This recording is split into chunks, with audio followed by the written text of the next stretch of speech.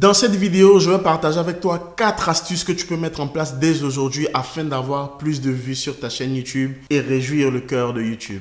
On va voir ça tout de suite.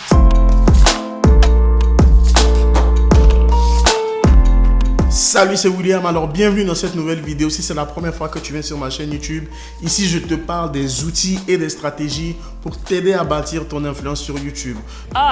Donc, si toi aussi tu veux bâtir une influence sur YouTube, développer un business, créer une communauté sur YouTube, tu es au bon endroit au bon moment parce que je te livre les meilleures stratégies et les meilleurs outils pour pouvoir y arriver. Donc, n'hésite pas à t'abonner. D'accord?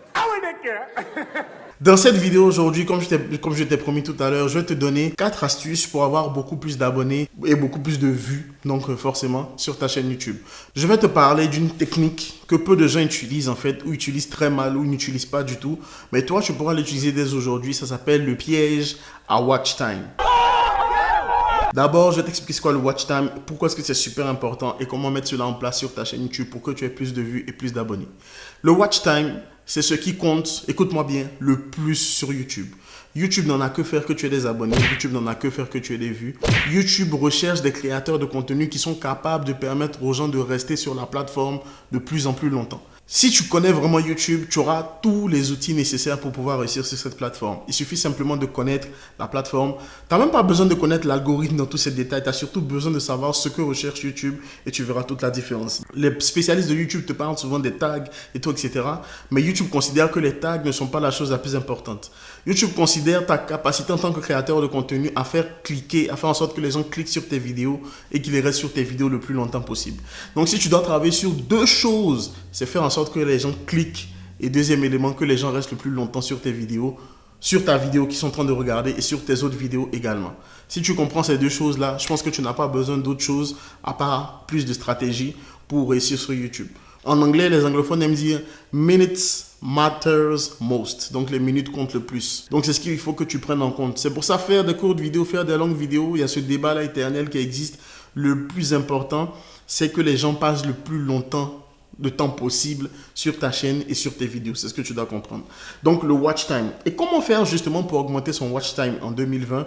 Je vais te donner 4 astuces que tu peux utiliser dès maintenant. D'abord, on va parler des playlists. Alors, tout le monde a déjà parlé des playlists, ok? Mais comment est-ce que je peux les utiliser de manière efficace? Les playlists, il arrive qu'elles apparaissent des fois dans les résultats de recherche sur YouTube. Donc, si quelqu'un cherche une thématique donnée et que toi, tu as fait plusieurs vidéos sur la thématique, tu peux retrouver d'autres idées, etc. dans la même thématique, donc dans la même playlist. Ok? Une playlist, ça va être une série de vidéos qui ont un thème commun, un sujet commun, une thématique donnée et qui vont bien ensemble. Si par exemple je te fais comment enregistrer une vidéo sur ton téléphone, je vais te montrer comment utiliser YouTube sur ton téléphone, comment publier une vidéo depuis ton téléphone, comment faire une miniature depuis ton téléphone et tout ça, ça va dans une playlist qui est commune, où les thèmes se rejoignent parce qu'on parle de la gestion de sa chaîne YouTube avec un téléphone. Donc lorsqu'une personne arrive sur ta vidéo, comment publier une vidéo sur YouTube avec son téléphone, dans la playlist, elle va retrouver également comment est-ce que je peux gérer ma chaîne YouTube avec mon téléphone, comment mettre les tags et tout, etc. depuis mon téléphone. Donc, ça a du sens parce que la playlist rassemble des vidéos qui ont le même sujet, la même thématique, etc. Pourquoi est-ce que cela augmente ton watch time? Parce que après que la personne ait regardé une de tes vidéos, il y a une autre de tes vidéos qui correspond exactement à ce qu'elle vient de regarder par la suite. Donc, j'ai une vidéo A et la vidéo B est en lien direct avec ma vidéo A. Donc, à partir du moment où la personne a été intéressée par le sujet de la vidéo A, elle aura envie de regarder la vidéo B. Et éventuellement, vu que j'ai bien construit ma playlist et que c'est vraiment un piège à watch time, le but est de faire en sorte qu'elle regarde toutes les vidéos de la playlist, ou du moins une bonne partie. Et ainsi, elle aura passé beaucoup de temps, elle aura accumulé beaucoup de watch time sur ma chaîne et ça envoie un bon signal à YouTube, disant que ce créateur de contenu-là, il permet aux gens de rester sur la plateforme pendant longtemps. Pourquoi est-ce que c'est super important aussi? Parce que si les gens arrivent sur YouTube grâce à ta vidéo, il y a ce qui s'appelle le temps de session.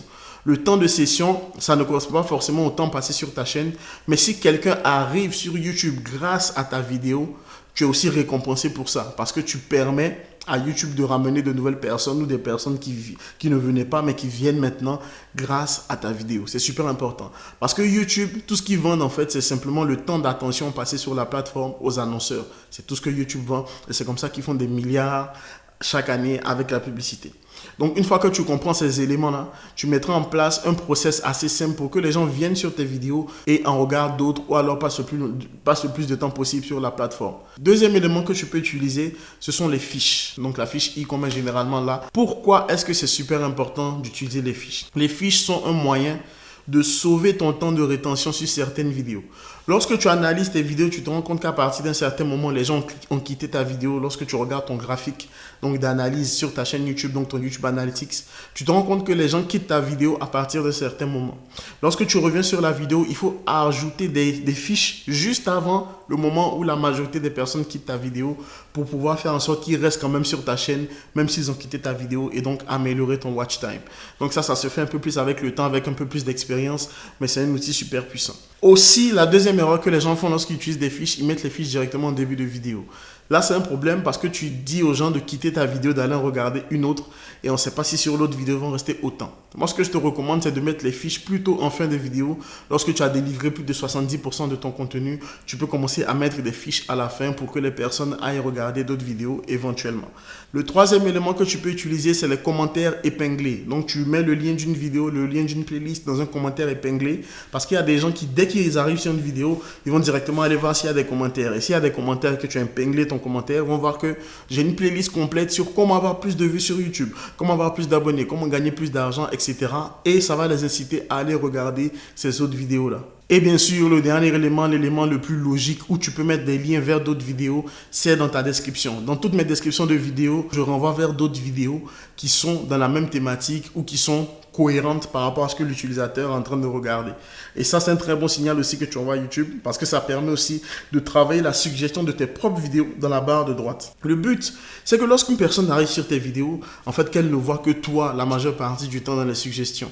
Et il y a des grosses chaînes qui arrivent très bien, tu regardes la vidéo d'une personne, ben, tu en as 16, 17, 18 vidéos de la même personne qui sont dans la colonne de droite. Donc là, tu es pris vraiment dans un piège à watch time parce que tu apparais dans les suggestions, tu es dans une playlist, donc tu as d'autres vidéos de la même personne juste en bas, dans la description, la vidéo de la même personne et dans le commentaire également. Donc si tu veux d'autres stratégies pour ta chaîne YouTube, je te mets une playlist là que tu peux regarder et tu auras d'autres stratégies par rapport à celles que je viens de te donner que tu peux mettre en place dès aujourd'hui. Ciao.